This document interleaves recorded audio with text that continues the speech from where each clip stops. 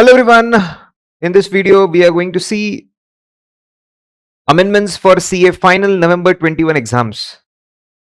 We are going to cover amendments which were introduced between 1st of November 2020 to 30th of April 2021. Amendments which happened before 1st of November, they are covered in November 20 amendment sheet and amendment lectures. I will give those links in the description. So this is specifically changes which happened during this particular time. Let's start, guys. Let's start with company audit. So there's a very small but very important change. There's change in limits. There's change in limits of small company. In small company, paid up capital limit was only 50 lakhs. Now it has increased to 2 crores. So this limit has changed to 2 crores. That's a big jump, almost 4 times. And the previous turnover limit, which used to be 2 crore, that has increased to 20 crores. That's a huge change. From audit point of view, this change is relevant, it is important for Caro. Okay, so there can be a situation where a company is falling in definition of a small company and it will get exemption, but it is not fulfilling the requirements of private company as given in Caro. In Caro, you have 2 exemption. Private company gets exemption. Private company gets exemption when 4 conditions are satisfied. And small company gets exemption when small company definition is satisfied. So you will get a situation where small company definition is satisfied, but all the 4 conditions of private company are not satisfied. So you have to take exemption in either one of them. Either you become a private company fulfilling all 4 requirements and take the exemption, or you go for small company. If you fulfill any of these conditions, you will get exemption. So from that point of view, it becomes important. So if you fulfill the definition of small company, you will get exemption even if you don't fulfill all the 4 conditions of private company in Caro. Now next are changes from section 128 to 138. There's a very important interesting change in section 128. There is section 128 subsection 1 which gives power to central government that you can prescribe rules and tell companies how to maintain books of accounts in electronic form. And they have done this. They have prescribed in the rules a very, very important change that companies will be required to do something very special from 1st April 2022. Now this particular requirement was first imposed from 1st April 2021, but now they have deferred it. Now it is applicable from 1st April 2022.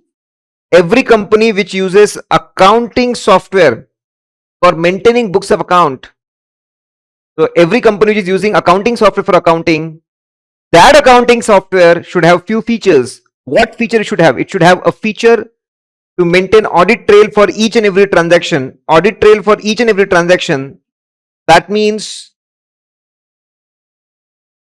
there should be edit history for each and every transaction. Here, see, generally audit trail means records, documents, anything with the help of which we will be able to trace transaction from start till end, like purchase requisition note, purchase order, goods received note, invoice, payment, bank statement. These are the documents with the help of which we'll be able to trace a transaction from start till end. But then here audit trail simply means there should be edit history of the transaction. That means if we go to edit history, we should be able to see who passed this transaction, what time it was passed, when it was edited, what was edited, and so on. Then second feature, there should be an edit log, which meant it is basically a log which shows all the changes which were made to books of accounts. So you created an account, you deleted an account, you added a vendor, everything should be apparent. And there should not be any feature to disable these features. So software should not have any option to disable them. That's very interesting. Now I will show you with the help of an example how this edit history and how this edit log appears. Let's see, guys. In this we are going to see a small video. It's an accounting software having these features. Anytime you or any of your company's users does something in QuickBooks, QuickBooks records it onto something called the audit log. You can access the audit log by selecting the gear icon and then audit log. From the audit log, you can see every event that happens in your QuickBooks company file, along with See this. Now this is extremely important. What you can see is he went to a audit log. It is an edit log, and you can see all the details there. 6th of Feb, so and so time, so and so person logged in, so and so person logged out, so and so person deleted check. Their check means our bank book check, added a check, added a vendor, logged in, edited user. Each and every change which is made to books of accounts, there is a log maintained in a chronological order, date, user, and all the events and transaction they have done. That's very interesting. So this feature should be there. It's going to make audit super interesting, super fun. user that performed that event and the time that it was performed. Over time, the audit log can get very long, but you can filter it with this button. If you're looking for something that a particular user has done, you can choose their name from this list of users. You can also choose a different date range or even a specific type of event. So if you only wanted to see the entry or editing and deleting of transactions, you can choose to show only these events and then select transactions, then apply. We see something a little bit fishy right away. Here we have a new Excellent feature. You can filter it. You can filter user wise. You can see all the changes a particular user has done. You can see particular type of transaction. You can see transactions of a particular date. So that's really interesting. You can filter and get the most relevant information which you want. named Robin Banks who added a check and then not long afterward also deleted a check. Let's look at the history of this transaction by clicking on View here on the far right. QuickBooks shows you the original transaction here, and it will also display Every transaction should have an edit history, when it was created, who created, what was done later on, and so on. So they are having this feature also. any changes that have happened to the transaction over time. Finally, if the transaction was deleted, which it looks like it was in this case, it'll display it as a separate line.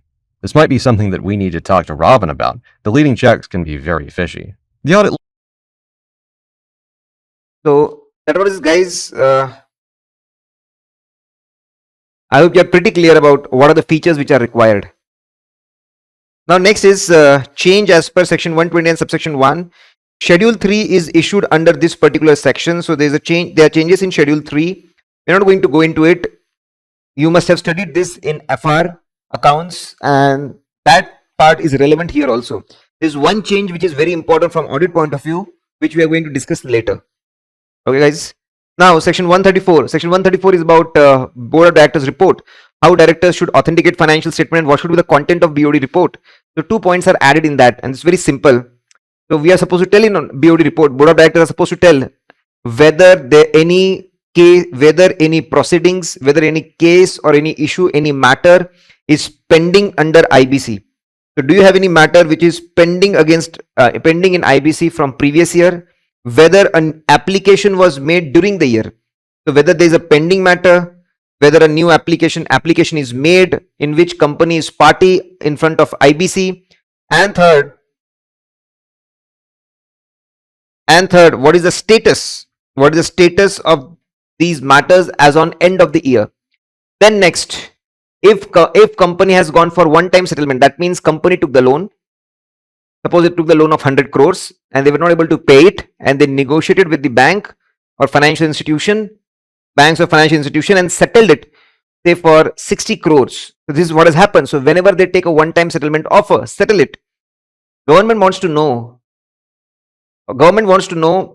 that why bank has agreed to one-time settlement. They could have used securities to recover the amount. So government wants to know what was the value of the security? What is the value of the security at the time when loan was taken, and value of security when one-time settlement is done? What is the difference? And what is the reason for difference? Whether there's increase in value, decrease in value, if there's decrease in value, if there's difference, why this difference? So government just wants to understand why bank didn't use the security, what happened to value, and why there is a decrease in value. Whether the earlier valuation was a fraud, whether earlier valuation was incorrect, or there are genuine market reason for decrease in value of the security. So government wants to know that. Then these changes, I've already discussed about these changes in some of the classes. So it may be repetition for few of you. Section 140 is for Section 140 is for resignations and removal. There's a penalty if you resign and if you don't communicate the reasons in proper within 30 days. There's a penalty. What is the penalty? Minimum penalty is 50,000 or remuneration, whichever is lower, and then 500 rupees per day, and it can get accumulated up to rupees 2 lakh rupees. Earlier this was 5 lakhs. So what this is the change. This is the most important change, that maximum amount is reduced to 2 lakhs. Then we have very interesting section 143 subsection 3. It's about duties of auditor, what he is supposed to write in audit report. Section 143 subsection 3 clause J gives power to central government that you can prescribe into rules what need to be written in audit report, and central government has done that. They have used their power in section 143 subsection 3 and they have issued rule 11. There's a rule 11, and this rule 11 tells what need to be written in what additional matter need to be written in audit report. This is a chart for it. There is a shortcut also, lafda. It simply means manipulation. Okay, so it's a Hindi word, but then it simply means manipulation. Let's see, what are we supposed to comment? We are supposed to comment number 1 about litigation. So these are old clause. Out of 6 things which we are going to discuss, 3 of them are old and 3 of them are new. So first one is about litigation. Auditor is, it happens many times that company tend to hide litigations pending against them. So as auditor has to check whether company has done proper accounting of all the litigations which are pending against them. Where the probability of loss is more than 50%, it should be shown as a provision, and if it is in other cases, it should be shown as a contingent liability in notes to accounts. So we as auditor supposed to take the list and check it as per SA 501, and then finally report whether proper accounting is done or not. Then there's one more L, that is losses. Many companies hide losses. So we are supposed to check whether company is into losses in any of their long-term contracts, including derivative contracts. If they are into losses in any of their long-term contracts, including derivative contracts are generally long-term only, that loss need to be recorded immediately. We need to see if they're in losses in any of the contract and whether loss is recorded immediately and proper provision is made. If they make provision, all in well and good, no problem at all. We'll write this adequate provision. If not, we'll specify that.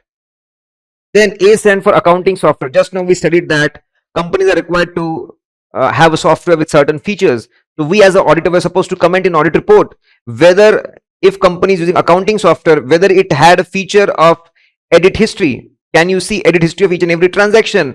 Can you have a log which shows what are the changes made to books of accounts? Where there is edit history, whether there is proper log. And then we are supposed to comment, very interesting, whether these features operated throughout the year. Are they recording all the minute details throughout the year? And whether audit trail is created. Whether this audit trail is tampered. Whether this audit trail is tampered. Whether audit trail is preserved. Whether audit trail is preserved till time record need to be preserved. So whether this audit trail, edit history and audit trail is recorded for the whole year. After recording, it should not be modified, tampered, and it should be preserved till the time books of accounts are preserved. Books of accounts for past 8 years. So it need to be preserved for 8 years. F stand for funds. Now that's very interesting. Very interesting. There is an amendment in schedule 3 and it says that company need to give information about certain funds given and certain funds received in notes to accounts. So management is supposed to follow schedule 3, prepare notes to accounts, give details about funds given and give details about funds received. They are also supposed to give written representation to auditor that this information of funds given and received is complete, nothing is missing. Each and every information is shared. Auditor will perform reasonable audit procedure on these notes to accounts, take written representation, and then finally tell us whether he has come across any information which indicate or which creates doubt with which suggests that there are material misstatements. So generally he says, we have not come across any information which suggests that there's a material misstatement. There's material misstatement in this particular notes to accounts. Now, what need to be specified in this notes to account is interesting. We are supposed to put 2 things regarding funds given and regarding funds received. Okay. So we have to comment whether company has given any money to intermediary so that intermediary can transfer this amount to any ultimate beneficiary.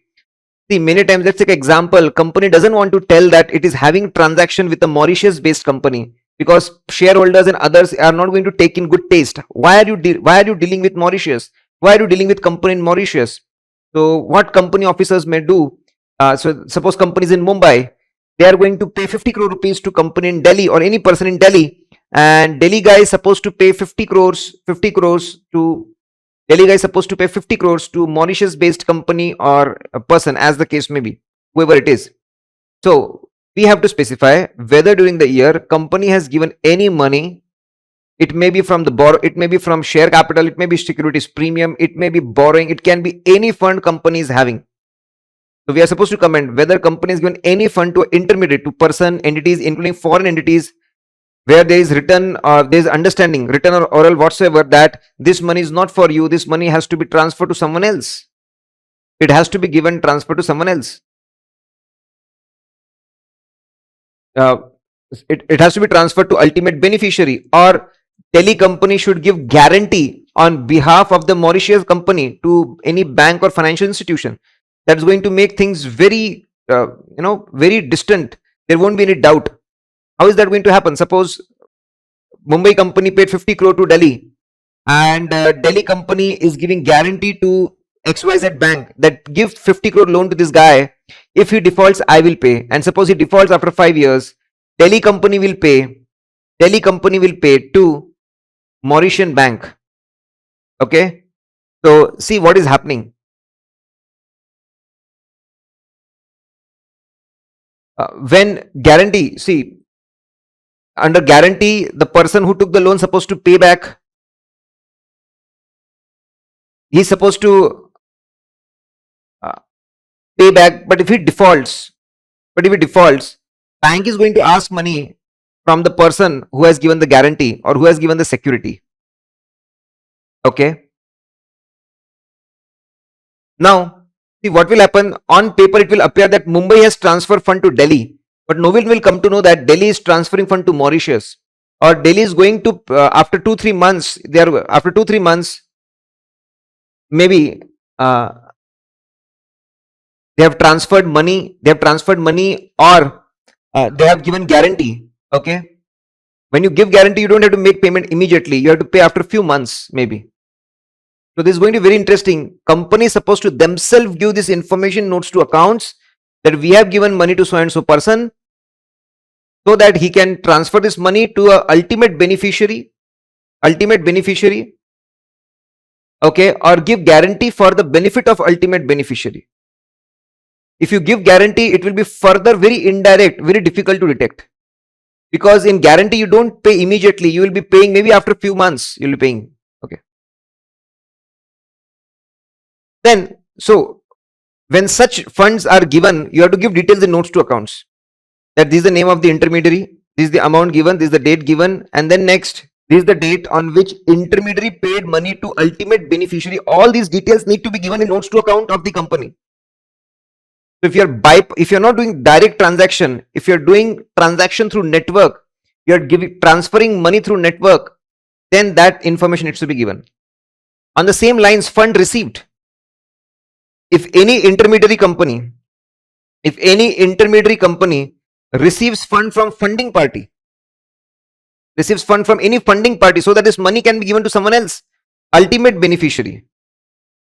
So that particular person, entity, including that's called funding party, and the person who needs fund, that's and we are the intermediary. We are going to invest this fund into ultimate beneficiary as per the instructions received. So see, company can play both the roles. They can use intermediary to transfer funds. They themselves can become intermediary, so that funds are routed through them. The details need to be given into notes to accounts. Checking needs to be done, and then it needs to be reported. Then next is fund transfer. Fund transfer, whether there is delay in transfer of funds to Investor Education Protection Fund, whether there has been delay, yes, give details. Whether dividend is declared and paid as per section 123. These things are applicable from 1st April 21.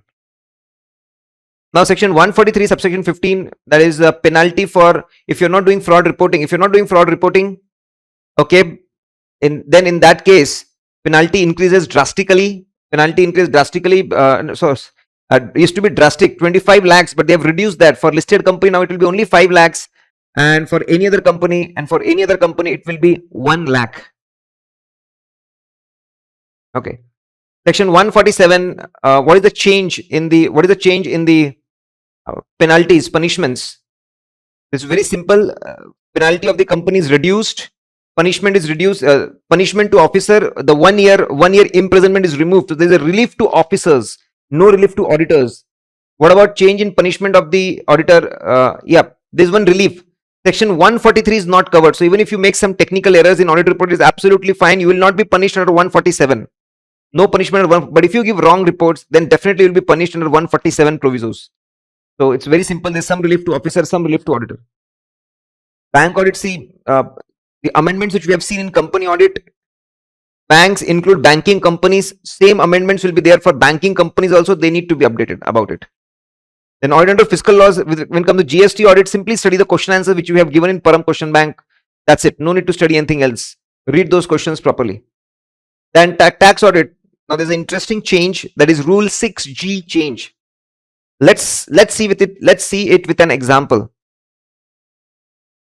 So we have a 15th September. Our assessee has prepared books of accounts. He prepared the return. He filed it and got the books of accounts. He got books of accounts audited. Filed the return. Everything is done.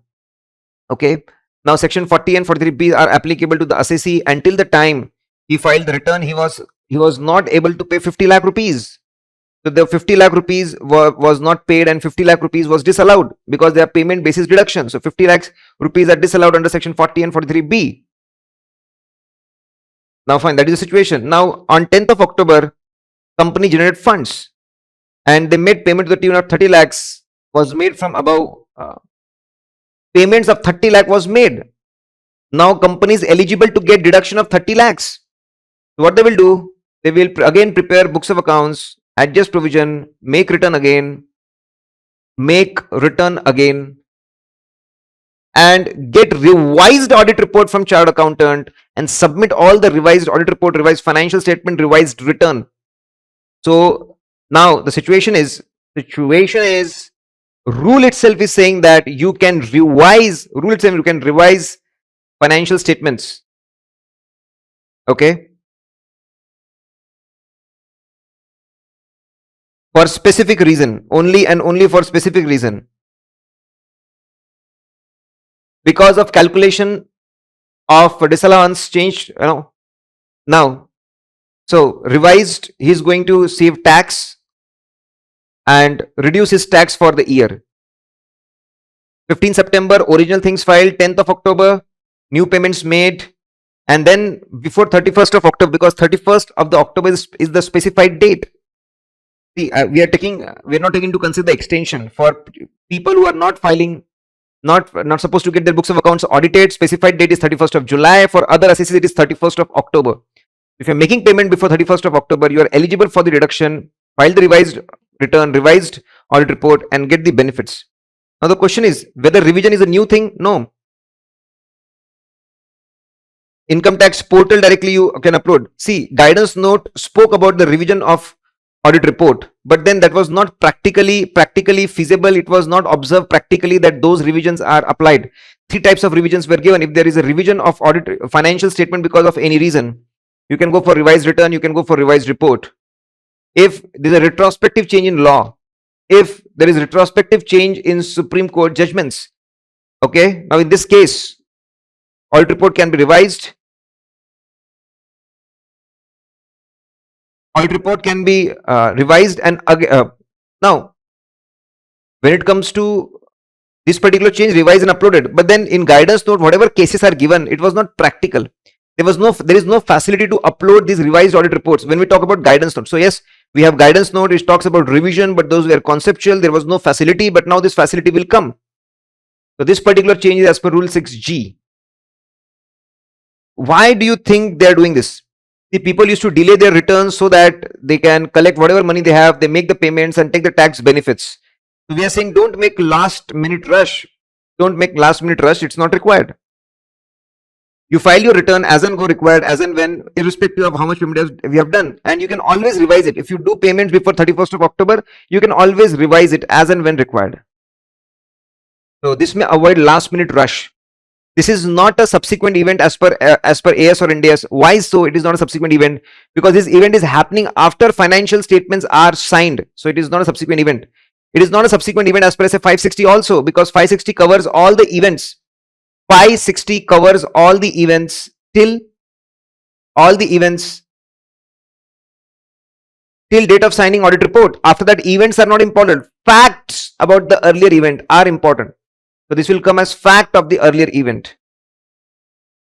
This is an event in itself. This is not a fact. This is an event in itself. So I want to say accounting standards are not relevant. SA 560 is not relevant. Then we have clause 8a. So there is a new concept of reduced rates of taxation. Reduced rates of taxation. When we talk about 115BA, it's an old section. Now it is not relevant. BAA is for manufacturing company. BAB is for other companies. BAC is for individual HUF. BAD is for cooperative society.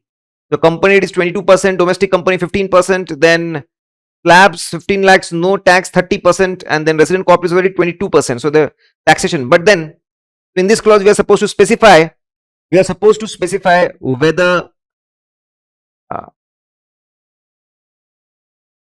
assessee has opted for reduced rate of taxation. Answer can be yes or no. If the answer is no, that's fine. Auditor doesn't need to make any other checking, any other things. No need to check all these items. If answer is no, if answer is yes, go and check whether the conditions required, whether conditions of the sections are fulfilled. Go and perform audit procedures. How will you perform audit procedures? It's simple, guys. Go and see the section of the requirement are fulfilled and see whether proper application was made. Application was made to get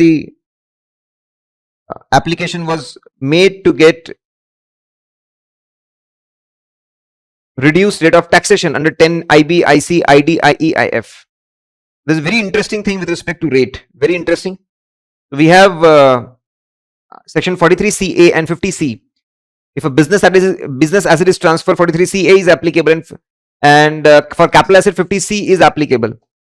Let's understand these section, guys. See, guys, is 43CA and 50C. So basically these sections bring the concept of deeming fiction, where they say that if property is transferred below Stamp Act value, we are going to assume consideration equal to Stamp Act value. We are going to ignore actual consideration. We are going to compute gain and loss as per Stamp Act value and charge you. But then there is certain relief. There's a relief. Okay, what is the relief?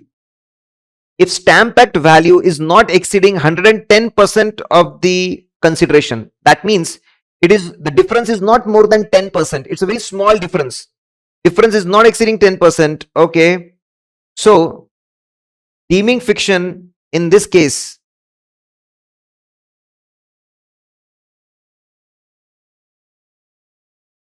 will be exempt. It will not be applicable. If difference is not exceeding 10%, is not exceeding 110% of stamp value duty. Stamp value. Now, see, this is basically a relief. There is a relief that we are not going to make stamp duty your consideration. We are going to keep your consideration as it was, as low it was. Don't worry about that. Okay. So presently, if difference is not more than 10%, deeming fiction will not get applicable.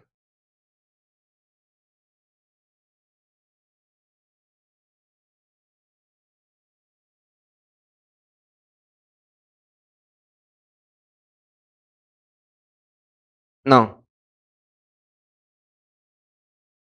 let me explain you the story also. Now see, till financial year 2021, only 5% of the difference was allowed. Stamp duty could have been 105% of the consideration. Difference up to 5% was allowed. From Finance Act 2020, this increased to 10%. So 10% difference is allowed. Now a very interesting thing has happened. This Finance Act 2021, which is logically is not applicable to November 21 exams, but there is a Form 3CD. clause number 17, there's a reference of this change. So we need to study this change. Keep this in mind. Basically, 10% rate is going to conditionally increase from 10% to 20%, provided three conditions are fulfilled. Number one, it should be a residential unit. It should be a residential unit and it should be a first transfer from builder to the owner. First transfer, it should not be crossing 2 crores and it should be between 12th of November to 30th of June. Okay. So this is a conditional increase. This is only for builders under 43CA if it's your business, or 56 to 10 if it's a gift which you are giving. So basically, let's see these three situations. And suppose these two are commercial properties. So let's see, consideration is 100, stamp value is 102. It is within, difference is within the limit of 10%. It is within 110%. Whether you will get relief from deeming fiction? Yes. You will get a normal relief. What is a normal relief? Normal relief is 10%. What is special relief? Special relief is 20%. Will the person get special relief?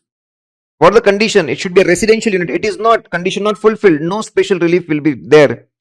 And in column number 4, a new column is introduced. A new column is introduced, and there you will say clearly. There you will say clearly that listen, guys.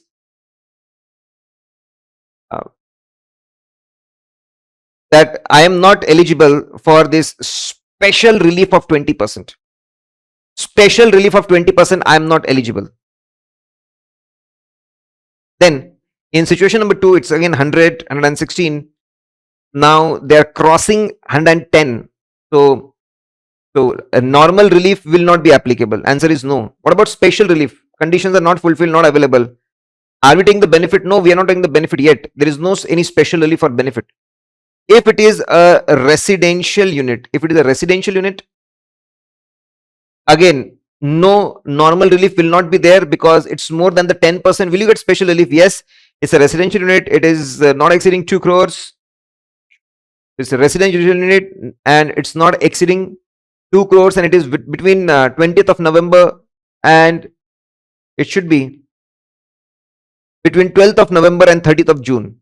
Then you will get this special relief.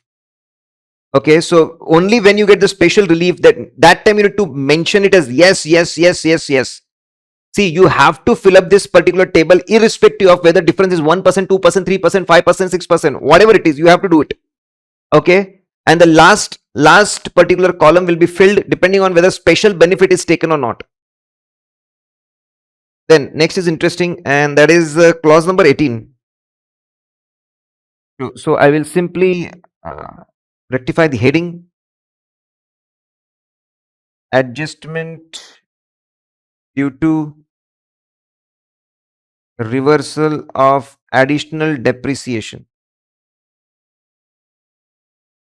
in WDV. Now let's understand this. In this clause, we make a reconciliation, opening balance to closing balance, openings, and then additions and changes and deletion, changes, and then closing balance and so on.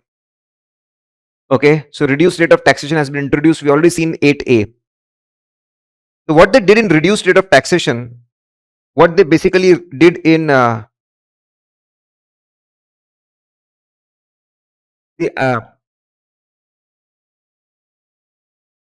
guys, let's see, I have drafted an example. Now basically I took the same example when I was taking amendments in Hindi, so I said let's repeat that only. I have to write it again. Okay, see, so there is a reduced rate of taxation, but when you have reduced rate of taxation, it disallows certain things, certain kind of losses, expenses, and additional depreciation is disallowed. That's very interesting. Certain things are disallowed. Fine. Okay. So when you go for reduced rate, you are not going to get certain reductions.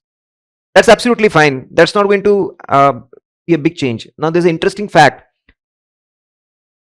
This company may be having, this company or this individual HUF may be having. So this is going to happen only when first time things get applicable. First time this section is introduced. They may be having accumulated losses. They may be having unabsorbed depreciation. Suppose it's 100 lakhs, 60 lakhs. Now, some type of losses and some type of depreciation is going to get disallowed.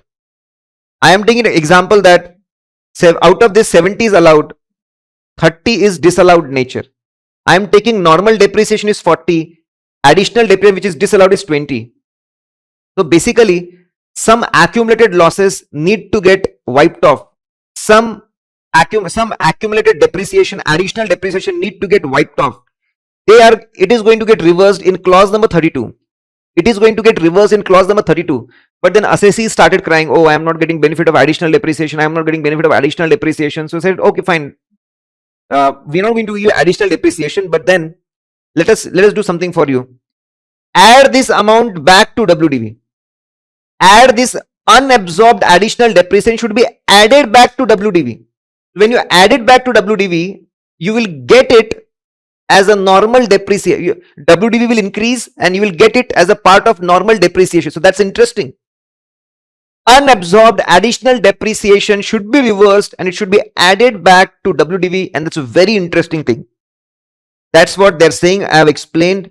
These kind of adjustments were done last year under 115 BAA, under 115 BAA for companies, and now it should be done for individuals, HUF, and cooperative society. And then there's interesting. Now there was a confusion earlier with respect to goodwill. With respect to goodwill, there was a confusion that whether amortization of goodwill should be given as deduction or not. Now government says that no. Amortization of goodwill will never be received as deduction. Never. So what they said, let's adjust the block of asset. Whatever goodwill you are having as in block of asset, whatever goodwill you are having, let's just write it off, because you're never going to get amortization of goodwill. And then that's interesting. So two very interesting changes are happening under clause number 18, that opening unabsorbed additional depreciation is getting reversed and added back, and whatever goodwill, it needs to be adjusted. See, basically this is going to be disclosure in clause number 32. So you are having all the details of the losses. So there's a separate special column number 5, that accumulated losses which are not allowed need to be cancelled.